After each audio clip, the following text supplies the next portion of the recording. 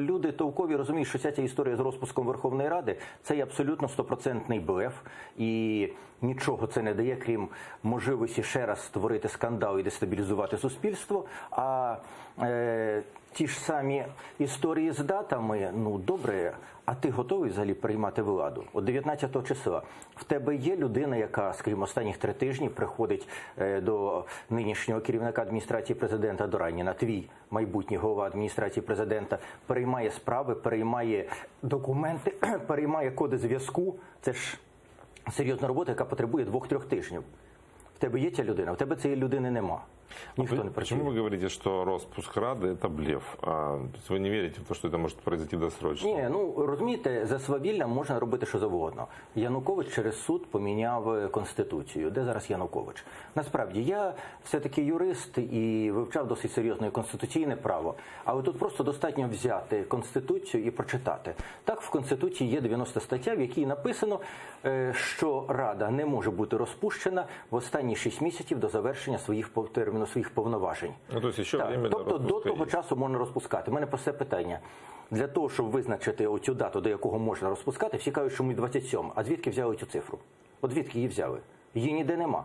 Насправді, завершення терміну повноваження – це не вибори нової ради. Це день, коли вона прийме присягу. В Конституції там є люфт плюс-мінус 2 тижні. Хто придумав дату 27 число? Може вона наступає раніше, може вона наступає на 2 тижні пізніше. Ніхто цього не знає. Там же ж є термін, в який ЦВК має встановити результати, в який Верховна Рада має зібратися на перше засідання, на якому прийняти присягу. В Конституції є помилка. От було так. Коли укладали Конституцію, там зробили кілька доктринальних помилок. Ніхто не думав колись, що хтось буде реально розпускати Раду саме за оцих останніх півроку, тому що це в голові не вкладається півроку. Доки пройдуть виборчі процедури, вибори відбудуться не в жовтні, а, скажімо, в серпні. Найкращий час для виборів взагалі, то для фальсифікації, коли найнижча явка, коли соціально активне населення відсутнє. Всі ж казали, завжди підозрював, що хтось хоче зробити якусь авантюру, та казав, от він хоче зробити так, щоб вибори відбулися влітку. Це вважалося авантюрою. В даному випадку нікому не приходило в голову, що в останні півроку до закінчення каденції взагалі може комусь прийти ідея розпускати Раду. І тому не виписали цю тему. Ідея є. Так от, перше, коли починається 6 місяців, не встановлено. Момент другий, всі читають 90 статтю, забулися, що існує та ж сама 83, скажімо, стаття, інші. А де написано, що таке коаліція? Написано дуже розпливчасто. І не написано процедури припинення існування коаліції. Як ви маєте встановити, що коаліція відсутня? Як? Коаліція заявляє, що вона є. Сказати підписи тих, хто створював коаліцію, можна їх подати, але там давним-давно все вже помінялося, тому що коаліція переформатовувалася. Підписи тих, хто підтверджують своє членство в коаліції, така процедура не виписана ні регламентом, ні конституцією, вона незаконна. Нема такого. Коаліція може припинити існування тільки тоді, коли одна з фракцій чітко заявить, так як відбулося в 2014 році, що відбудуться дострокові вибори, фракція партії «Удар» вийшла з коаліції спеціально для того, щоб дати умови, щоб новообраний президент Порошенко міг розпустити Верховну Раду.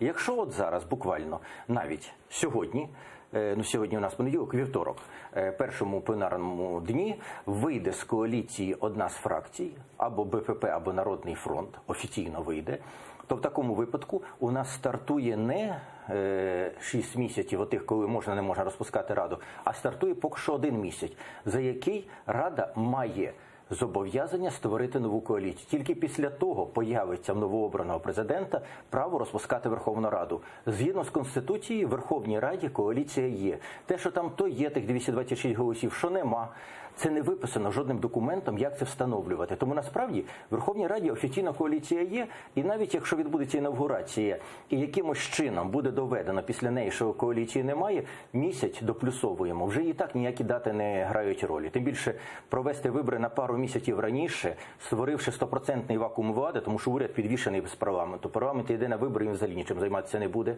це вже зрозуміло. Президент повністю некомпетентний, абсолютно. Адміністрації нема, нового РНБО нема.